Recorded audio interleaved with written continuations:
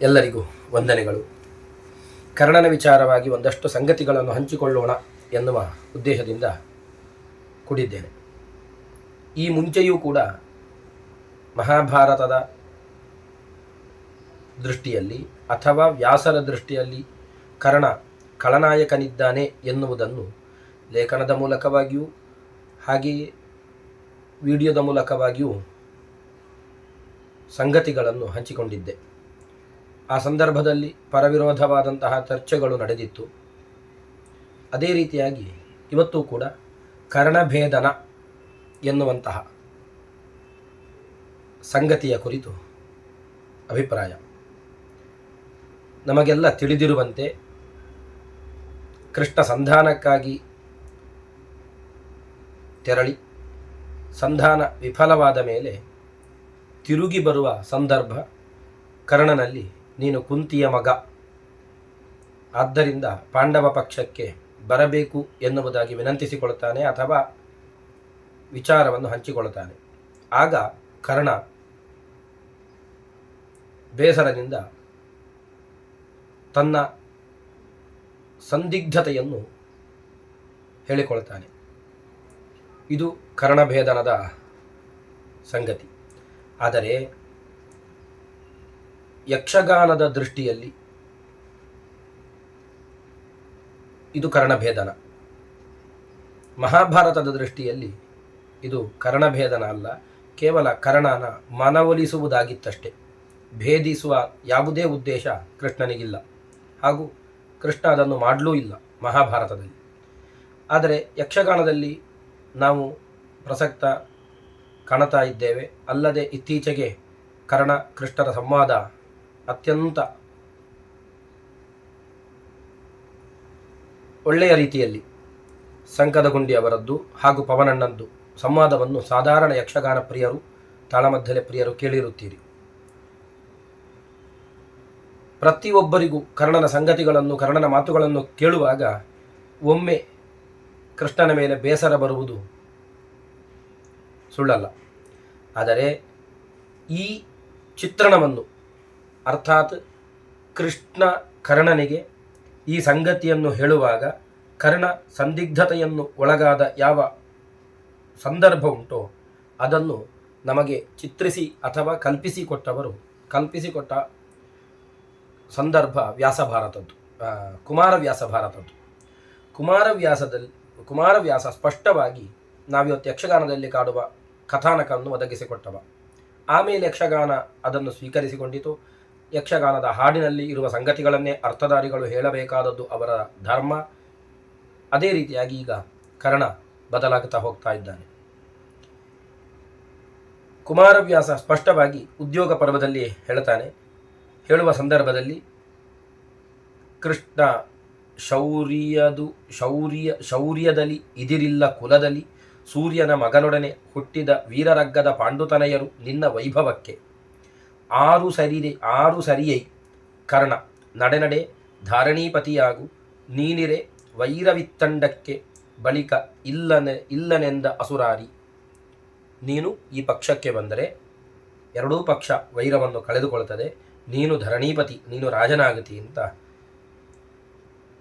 ಕೃಷ್ಣ ಹೇಳುವುದು. ಇದಕ್ಕಿಂತ ಮುಂಚೆ ಒಂದಷ್ಟು ಮಾತುಗಳನ್ನು ಹೇಳ್ತಾನೆ ಈ ಹುಟ್ಟಿನ ಬಗ್ಗೆ. ಆಗ ಕರ್ಣನ ಸಂದಿಗ್ಧತೆ, ಒಂದಷ್ಟು ಸಮಯ ಕರ್ಣ ಮೌನವಾಗಿ ಹೋಗ್ತಾನೆ ಈ ಮಾತು ಕೇಳಿದಾಗ. ಕೊರಳ ಸೆರೆ ಹಿಗ್ಗಿದವು ದೃಗುಜಲ ಉರವಣಿಸಿ ಕಡುನೊಂದನಕಟ ಕುರುಪತಿಗೆ ಕೇಡಾದುದೆಂದನು ತನ್ನ ಮನದೊಳಗೆ. ಕೌರವನಿಗೆ ಕೇಡಾಯಿತು ಅಂತ ತಾನು ಎಣಿಸಿಕೊಳ್ಳುತ್ತಾನೆ. ತನ್ನ ಸಂದಿಗ್ಧತೆಗೆ ಮಾತುಗಳು ಬರಿದಾಗಿ ಹೋಗುತ್ತದೆ. ಅದನ್ನು ಕುಮಾರವ್ಯಾಸ ಕರ್ಣನ ಸ್ಥಿತಿಯನ್ನು ಕಟ್ಟಿಕೊಟ್ಟಿದ್ದಾನೆ. ಅಲ್ಲಿ ತನ್ನ ಒಳಗೆ ಭಾವನೆಯನ್ನು, ಕೃಷ್ಣನ ಮೇಲಿನ ಭಾವನೆಯನ್ನು ತೋರಿಸಿಕೊಡ್ತಾನೆ. ಭೇದದಲ್ಲಿ ಹೊಕ್ಕಿರಿದನೋ ಮಧುಸೂದನ ಅಕಟಕಟೆನುತ ಘನ ಚಿಂತೋದಧಿಯಲದ್ದಬಲು ಮೌನದೊಳಿದ್ದನ ಕರ್ಣ. ಭೇದದಲ್ಲಿ ಹೊಕ್ಕಿರಿದನೋ, ಇದು ಪ್ರಸಂಗ. ಭೇದದಲ್ಲಿ ಹೊಕ್ಕಿರಿದನೋ ಮಧುಸೂದನನು, ಒಳಗೆ ಹೊಕ್ಕಿ ಇರಿದು ಬಿಟ್ಟ, ಅಂದರೆ ನನ್ನನ್ನು ಇಬ್ಬಾಗ ಮಾಡಿದ ಅಂತ ಕರ್ಣ ಎನಿಸಿಕೊಳ್ತಾನೆ. ಇದು ಕುಮಾರವ್ಯಾಸನ ಕರ್ಣ. ಈ ಕರ್ಣ ನಾವಿವತ್ತು ಕಾಣುವ ಕರ್ಣ. ಆದರೆ ನಿಜವಾಗಿ ಮಹಾಭಾರತದ ಕರ್ಣ ಇದಕ್ಕಿಂತ ತುಂಬ ಪ್ರತ್ಯೇಕತೆಯಿಂದ ಕೂಡಿದವ. ಈ ಸಂದರ್ಭದಲ್ಲಿ ಕೃಷ್ಣ ಕರ್ಣನ ಸಂವಾದ ಯಾವ ಘಟನೆ ಉಂಟೋ, ಉದ್ಯೋಗ ಪರ್ವದ ಯಾವ ಘಟನೆ ಉಂಟೋ, ಆ ಘಟನೆಯ ಸಂದರ್ಭದಲ್ಲಿರುವ ಕರ್ಣ ಇದಕ್ಕಿಂತ ತುಂಬ ವಿರುದ್ಧವಾಗಿ ವ್ಯವಹರಿಸ್ತಾನೆ. ಯಾರು? ಮಹಾಭಾರತದ ವ್ಯಾಸರ ಕರ್ಣ.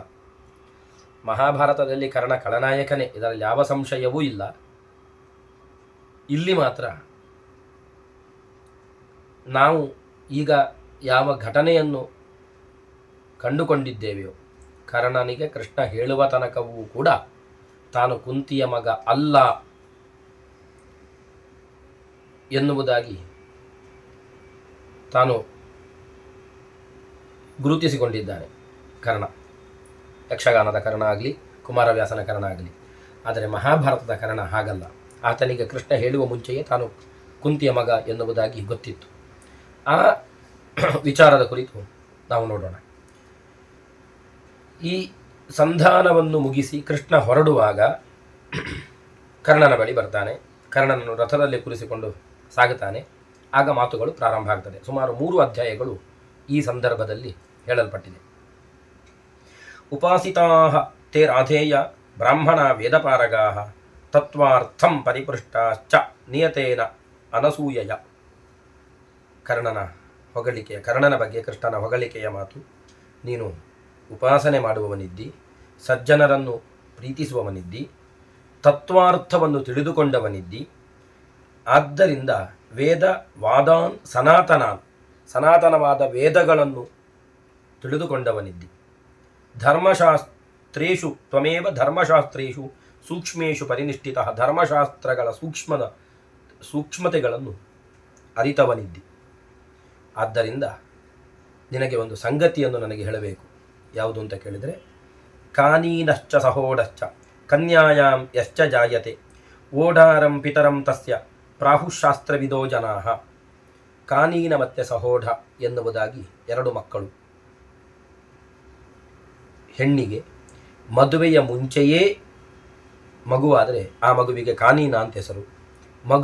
ಮದುವೆಯ ಅನಂತರ ಗಂಡನಲ್ಲದ ಪುರುಷನಿಂದ ಮಗುವಾದರೆ ಆ ಮಗುವಿಗೆ ಸಹೋಢ ಅಂತ ಹೆಸರು. ಇದು ಧರ್ಮಶಾಸ್ತ್ರದ ಮಾತು. ಕಾನೀನ ಮತ್ತು ಸಹೋಢ ಅಂತ ಮಕ್ಕಳಲ್ಲಿ 2 ವಿಧ ಉಂಟು. ಅದು 2 ಹೆಣ್ಣಿಗೆ ಪರಪುರುಷನಿಂದ ಮದುವೆಯ ಪೂರ್ವದಲ್ಲಿ ಮದುವೆಯ ಅನಂತರದಲ್ಲಿ ಆಗುವ ಮಕ್ಕಳಿಗೆ ಹೆಸರು. ಆದ್ದರಿಂದ ಸೋಸಿ ಕರ್ಣ ತಥಾ ಜಾತಃ ಪಾಂಡವ ಪುತ್ರೋಸಿ ಧರ್ಮತಃ. ನೀನು ಪಾಂಡುವಿನ ಮಗನಿದ್ದಿ. ಕುಂತಿಯ ಸಂಗತಿಯೇ ಬರಲಿಲ್ಲ.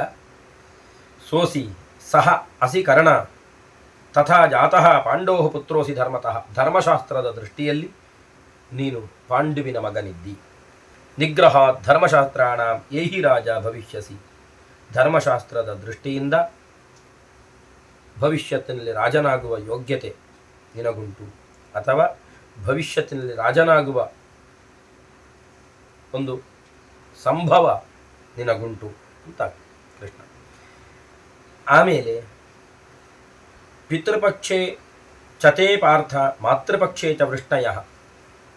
ಕುರು ಅಥವಾ ಪಾಂಡು ಯಾವುದೇ ಆಗಲಿ, ಕುರುವಂಶ ಪಾಂಡುವಂಶ ಅಂತ ಇರಲಿ, ಈ ಪಾಂಡವರಾದಿಯಾಗಿ ಎಲ್ಲರೂ ನಿನ್ನ ತಂದೆಯ ಸಂಬಂಧಿಗಳಾಗಿ ಗುರುತಿಸಿಕೊಳ್ತಾರೆ. ಅಲ್ಲದೆ ನಾನು ನನ್ನ ವಂಶಜರು, ವೃಷ್ಣಿ ವಂಶಜರು, ನಿನ್ನ ತಾಯಿಯ ಕಡೆಯಿಂದ ಗುರುತಿಸಿಕೊಳ್ಳುತ್ತೇವೆ. ಆದ್ದರಿಂದ ಪಾಂಡವರಾಗಲಿ ಯಾದವರಾಗಲಿ ನಿನಗೆ ಸಂಬಂಧಿಗಳಾಗಿ ನಾವು ಗುರುತಿಸಿಕೊಳ್ಳುತ್ತೇವೆ. ಆ ಉದ್ದೇಶದಿಂದ ನೀನು ಈ ಪಕ್ಷಕ್ಕೆ ಬರಬೇಕು. ಪಾದೌ ತವ ಗ್ರಹಿಷ್ಯಂತಿ ಭ್ರಾತರ ಪಂಚ ಪಾಂಡವಾ ದ್ರೌಪದೇಯಾಸ್ತಥಾ ಪಂಚ ಸೌಭದ್ರಾ ಚಾಪರಾಜಿತಃ. ಪಂಚ ಪಾಂಡವರು, ಪಾಂಡವರ ಮಕ್ಕಳು, ಇನ್ನಿತರರು ಕೂಡ ನಿನ್ನ ಪಾದಸೇವೆ ಮಾಡುತ್ತಾರೆ, ನಿನ್ನ ಪಾದಕ್ಕೆ ನಮಿಸ್ತಾರೆ.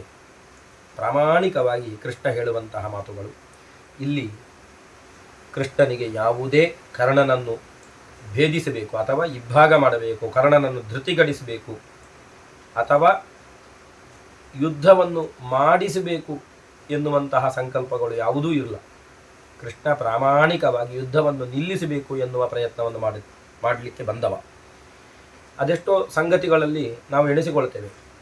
ಈ ಸಂಧಾನ ಪೂರ್ವದಲ್ಲಿಯೂ ಕೂಡ ಪಾಂಡವರಿಗೆ ಕೃಷ್ಣ ಯುದ್ಧವನ್ನು ಉಪದೇಶಿಸಿದ್ದ, ಯುದ್ಧವನ್ನು ನಿಶ್ಚಯಿಸಿದ್ದ, ಎಲ್ಲವೂ ಸತ್ಯ.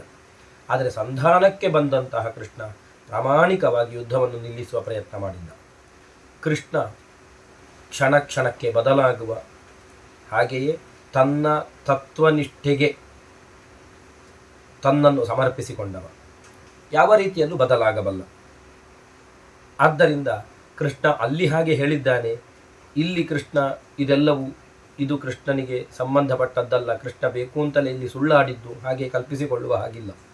ಪಾಂಡವರ ಸಂದರ್ಭದಲ್ಲಿ ಪಾಂಡವರಿಗೆ ಯುದ್ಧ ಬೇಕು ಎನ್ನುವ ರೀತಿಯಲ್ಲಿ ವ್ಯವಹರಿಸಿದ್ದ, ಅದು ಸತ್ಯವೇ. ಕೃಷ್ಣ ಸಂಧಾನಕ್ಕೆ ಬಂದಂತಹ ಕೃಷ್ಣ ಕೌರವನಲ್ಲಾಗಲಿ ಹಾಗೆಯೇ ಕರ್ಣನಲ್ಲಾಗಲಿ ಎಲ್ಲಿಯೂ ಕೂಡ ಯುದ್ಧ ಬೇಕು ಎನ್ನುವ ರೀತಿಯಲ್ಲಿ ವ್ಯವಹರಿಸಲಿಲ್ಲ.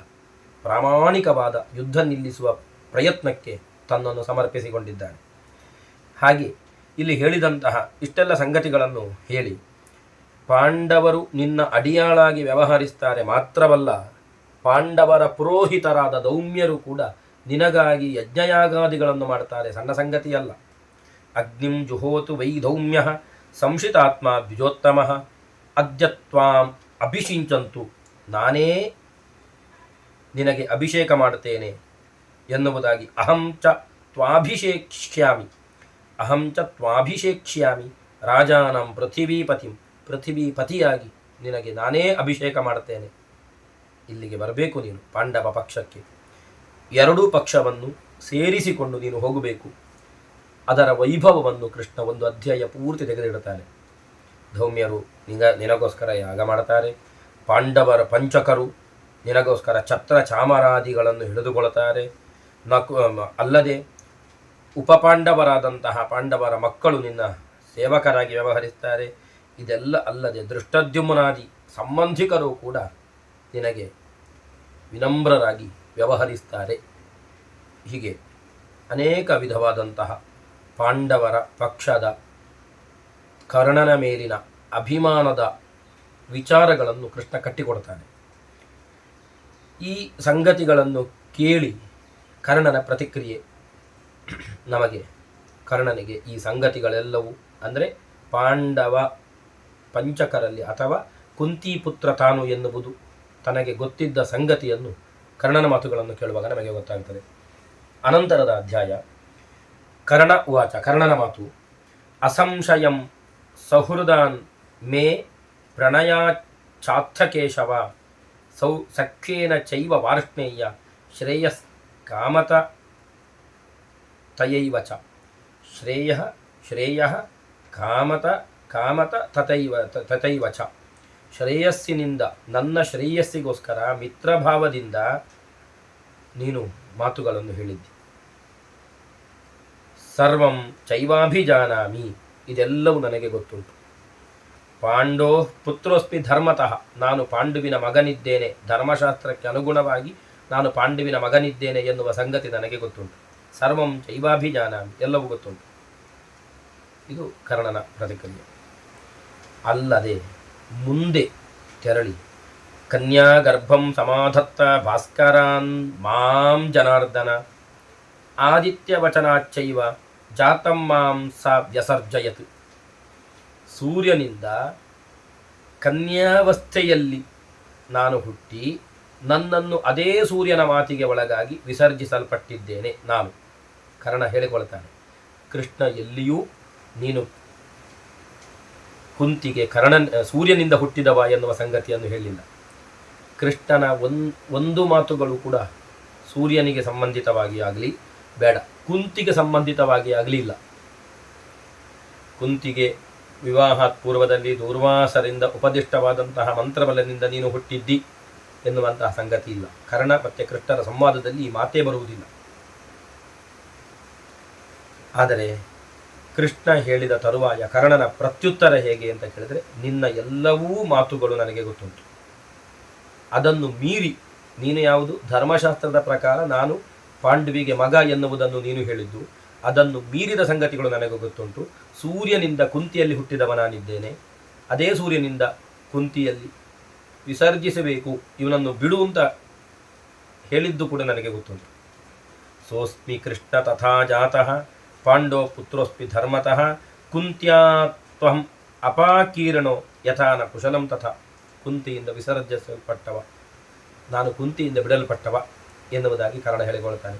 ಕರ್ಣನ ಈ ಸಂದರ್ಭದ ಮಾತುಗಳು ಪಾಂಡವ ಪಕ್ಷಕ್ಕೆ ಕರ್ಣ ಬರುವುದಿಲ್ಲ ಎನ್ನುವುದಕ್ಕೆ ಕಾರಣ ಕುಂತಿಯ ಮೇಲೆ ಇರುವಂತಹ ಭಾವನೆಗಳು ಅಂತ ನಾವು ತಿಳಿದುಕೊಳ್ಬೋದು.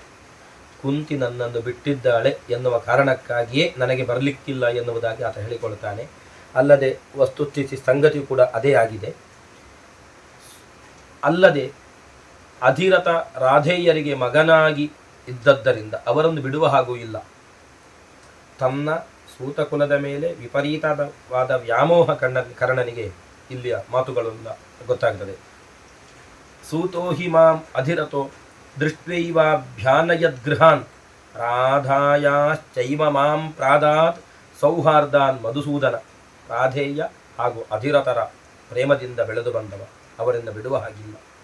ಹಾಗೆ ಆ ಬದಿಯ ಅಂದರೆ ಅಧಿರಥ ರಾಧೇಯರ ಕಡೆಯ ಬಹಳ ಒಲವು ಈತನಿಗಿದ್ದದ್ದನ್ನು ನಾವು ಕಾಣುತ್ತೇವೆ.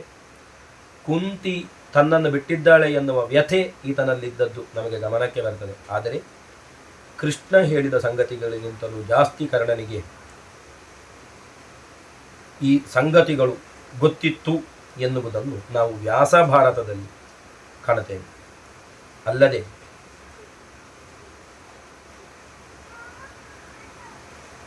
ಒಂದು ಯಕ್ಷಗಾನದ ಸಂಗತಿ ಕೂಡ ಇದಕ್ಕೆ ಪೂರಕವಾಗಿ ಉಂಟು.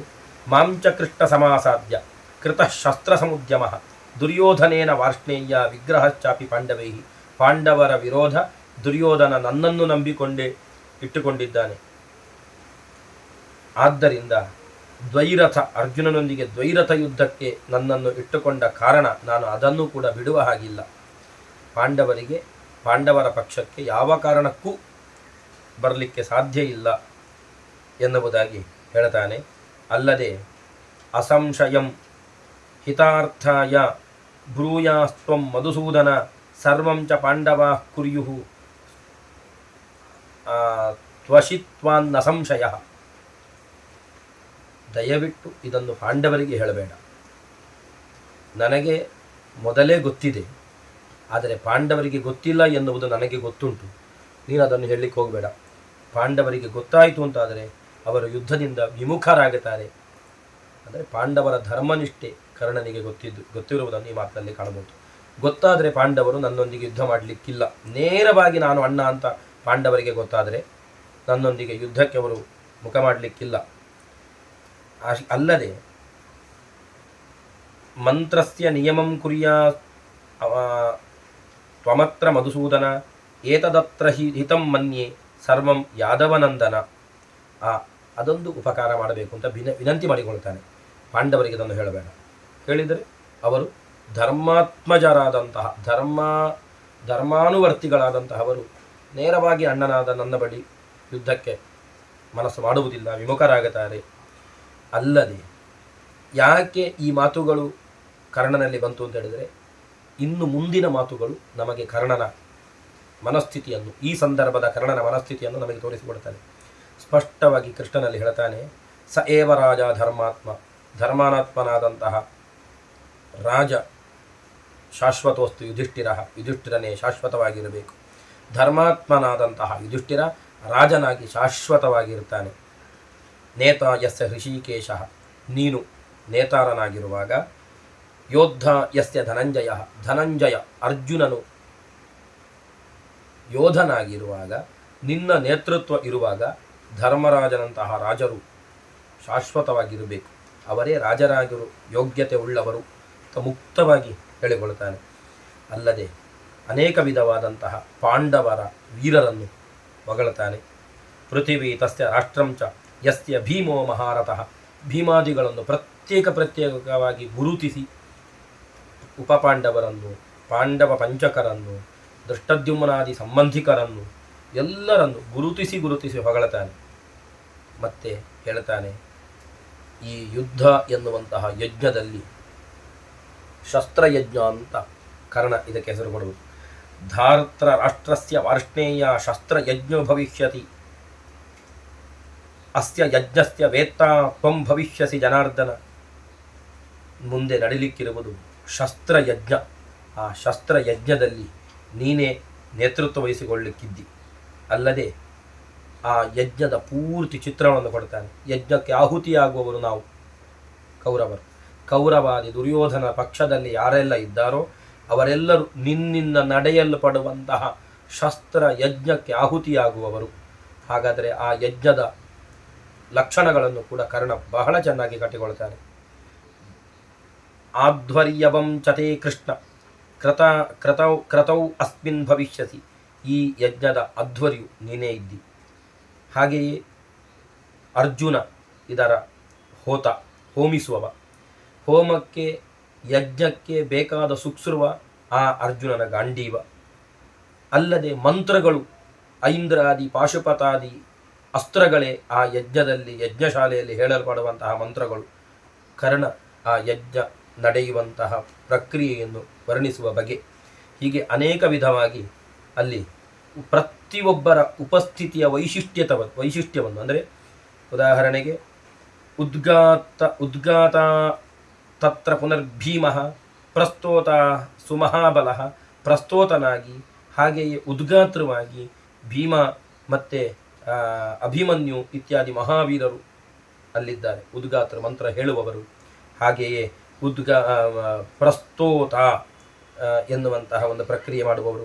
ಹೀಗೆ ಯಜ್ಞದಲ್ಲಿ ಯಾರೆಲ್ಲ ಅವಶ್ಯಕತೆ ಉಂಟೋ ಆ ಅವಶ್ಯಕತೆಗಳನ್ನು ವೀರರಿಗೆ ಒಪ್ಪಿಸಿ ಆ ಮೂಲಕವಾಗಿ ಕರ್ಣ ಕಟ್ಟಿಕೊಡುವಂತಹ ಯಜ್ಞದ ಅದ್ಭುತವಾದಂತಹ ಚಿತ್ರಣವನ್ನು ನಾವು ಕರ್ಣನ ಮಾತುಗಳಲ್ಲಿ ಗಮನಿಸ್ತೇವೆ. ಹಾಗೆ ಯದಬ್ರುವಂ ಅಹಂ ಕೃಷ್ಣ ಕಟುಕಾನಿ ಸ್ಮ ಪಾಂಡವಾನ್ ಪ್ರಿಯಾರ್ಥಂ ಧಾರ್ತರಾಷ್ಟ್ರಸ್ಯ ತೇನ ತಪ್ಯೇಹ ಕರ್ಮಣಃ. ಅಲ್ಲಿ ಆ ಯಜ್ಞದಲ್ಲಿ ಆಹುತಿಯಾಗಲಿಕ್ಕಿದ್ದವರು ನಾವು ಎನ್ನುವುದಾಗಿ ಸ್ಪಷ್ಟವಾಗಿ ಕರ್ಣ ಹೇಳ್ತಾನೆ. ಹೀಗೆ ಕರ್ಣನಿಗೆ ದುರ್ಯೋಧನಂ ಯದಾ ಹಂತ ಭೀಮಸೇನೋ ಮಹಾಬಲಃ, ಇಡೀ ಪಾಂಡವರಿಂದ ಪಾಂಡವ ಪಕ್ಷದಿಂದ ದುರ್ಯೋಧನಾದಿಗಳು ಸಾಯುವ ಪ್ರತಿಯೊಂದು ಘಟನೆಗಳನ್ನು ಕೂಡ ಕರ್ಣ ಅಲ್ಲಿ ಹೇಳ್ತಾನೆ. ಇವರಿಂದ ಇವರು ಪ್ರತಿಜ್ಞೆಯ ಆಧಾರದಲ್ಲಿ ಭೀಮನಿಂದ ದುರ್ಯೋಧನ ಸಾಯಲಿಕ್ಕಿದ್ದಾನೆ, ಹಾಗೆಯೇ ಶಿಖಂಡಿಯಿಂದ ಭೀಷ್ಮ ಹತನಾಗಲಿಕ್ಕಿದ್ದಾನೆ, ದ್ರೋಣ ದೃಷ್ಟದ್ಯುಮ್ನಿಂದ ಹತನಾಗಲಿಕ್ಕಿದ್ದಾನೆ. ಹೀಗೆ ಎಲ್ಲವನ್ನು ಕೃಷ್ಣನಲ್ಲಿ ಒಪ್ಪಿಸ್ತಾನೆ, ವಿಷಯವನ್ನು ಅರುಹುತ್ತಾನೆ. ಸ್ನುಷಾಶ್ಚ ಪ್ರಸ್ನುಷಾಶ್ಚೈವ ಧೃತರಾಷ್ಟ್ರಸ್ಯ ಸಂಗತಾಃ.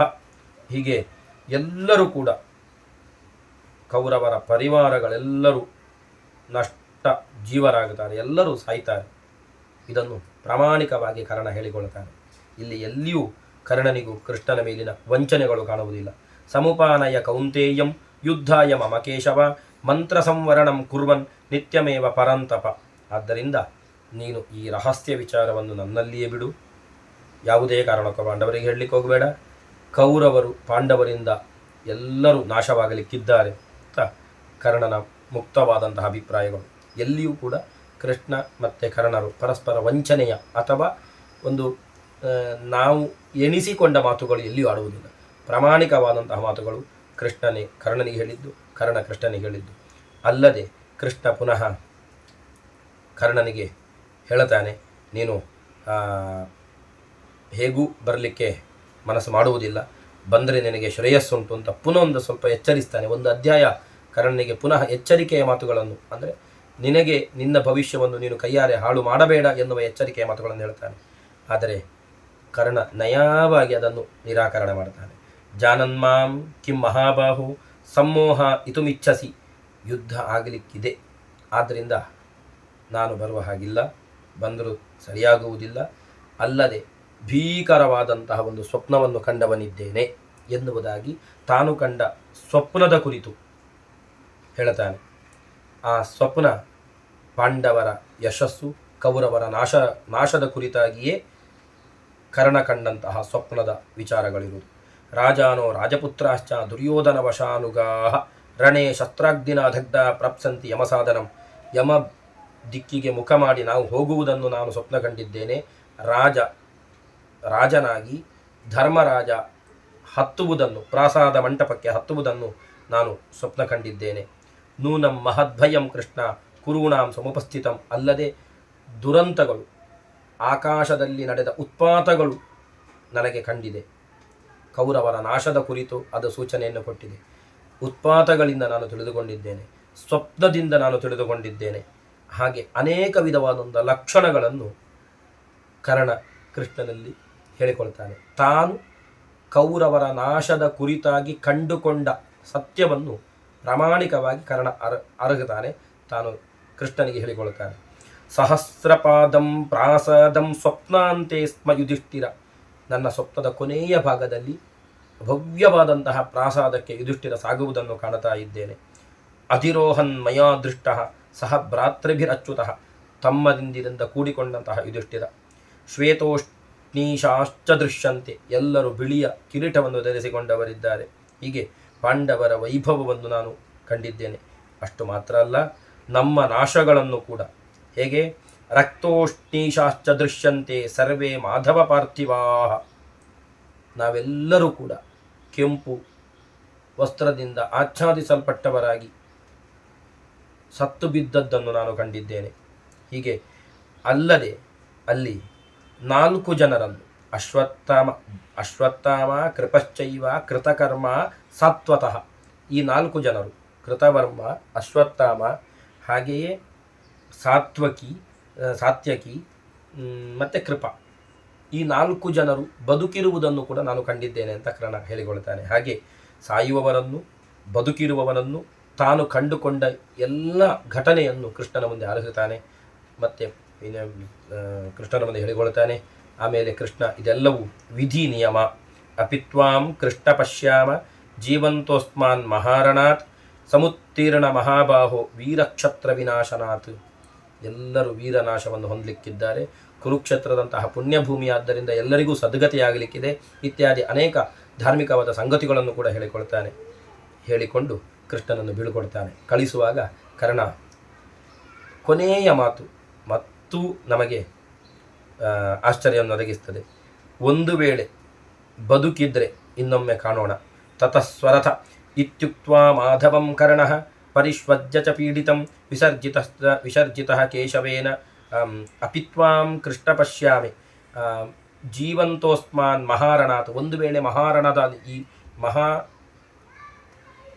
ಯುದ್ಧದಲ್ಲಿ, ಮಹಾರಣದಲ್ಲಿ ಬದುಕಿ ಬಂದರೆ ನಾವು ಇನ್ನೊಮ್ಮೆ ಭೇಟಿಯಾಗೋಣ. ಇಲ್ಲದಿದ್ದಲ್ಲಿ ಅಥವಾ ಸಂಗಮಃ ಕೃಷ್ಣ ಸ್ವರ್ಗೇ ನೋ ಭವಿತಾ ಧ್ರುವಂ. ಸ್ವರ್ಗದಲ್ಲಿ ನಮ್ಮ ಭೇಟಿ ಅಂತ ಕರ್ಣ ಕೃಷ್ಣನಿಗೆ ಹೇಳಿ ಕೃಷ್ಣನನ್ನು ಕಳಿಸ್ತಾನೆ. ಕೃಷ್ಣ ಕರ್ಣನನ್ನು ಬೀಳ್ಕೊಟ್ಟು ಮುಂದುವರಿತಾನೆ. ಇದು ಮಹಾಭಾರತ ವ್ಯಾಸರ ದೃಷ್ಟಿಯ ಕರ್ಣ ಮತ್ತು ಕೃಷ್ಣನ ಸಂವಾದಗಳು. ಆದರೆ ಇದನ್ನು ಹೊರತುಪಡಿಸಿ ನಾವು ಇವತ್ತು ಕರ್ಣ ಮತ್ತು ಕೃಷ್ಣನ ಸಂವಾದಗಳನ್ನು ಕಾಣುತ್ತಿದ್ದೇವೆ. ಇದಕ್ಕೆ ಮೂಲ ಕುಮಾರವ್ಯಾಸ ಭಾರತ. ನಮಗೆ ವ್ಯಾಸ ಭಾರತವೇ ಮೂಲ ಆಗಬೇಕು, ಕುಮಾರವ್ಯಾಸ ಭಾರತ ಅಲ್ಲ. ಕರ್ಣನಿಗೆ ಕುಂತಿಯ ಮಗ ಸೂರ್ಯಪುತ್ರ ಎನ್ನುವುದು ಕೃಷ್ಣ ಹೇಳುವುದಕ್ಕಿಂತ ಮುಂಚೆಯೇ ತಿಳಿದಿತ್ತು ಎನ್ನುವುದು ಕರ್ಣ ಕೃಷ್ಣನ ಸಂವಾದದಲ್ಲಿ ನಮಗೆ ಗೊತ್ತಾಗುತ್ತದೆ. ಆದ್ದರಿಂದ ಕರ್ಣನ ಒಂದಷ್ಟು ಸಂಗತಿಗಳನ್ನು ಹಂಚಿಕೊಂಡಿದ್ದೇನೆ. ಈ ಬಗ್ಗೆ ಚರ್ಚೆಗಳಿದ್ದಲ್ಲಿ ಮುಕ್ತವಾಗಿ ಸ್ವಾಗತ. ಮಹಾಭಾರತದ ಕರ್ಣ ಖಳನಾಯಕನೇ ಇದ್ದಾನೆ, ಇದರಲ್ಲಿ ಸಂಶಯ ಇಲ್ಲ. ಕೃಷ್ಣ ಪ್ರಾಮಾಣಿಕವಾಗಿ ಯುದ್ಧ ನಿಲ್ಲಿಸಬೇಕು ಅಂತ ಪ್ರಯತ್ನಪಟ್ಟನಷ್ಟೇ ಬಿಟ್ಟರೆ ಕರ್ಣನನ್ನು ಇರಿಬೇಕು ಅಥವಾ ಭೇದಿಸಬೇಕು ಎನ್ನುವ ಯಾವುದೇ ಸ್ವಾರ್ಥ ಅಥವಾ ಒಂದು ತನ್ನ ಲಾಭದ ದೃಷ್ಟಿಯನ್ನು ಕೃಷ್ಣ ಇಟ್ಟುಕೊಳ್ಳಿಲ್ಲ ಎನ್ನುವುದು ಪ್ರಾಮಾಣಿಕವಾದಂತಹ ಸಂಗತಿಗಳು ಹೇಳ್ತಾ ಇನ್ನೊಮ್ಮೆ ಭೇಟಿಯಾಗೋಣ.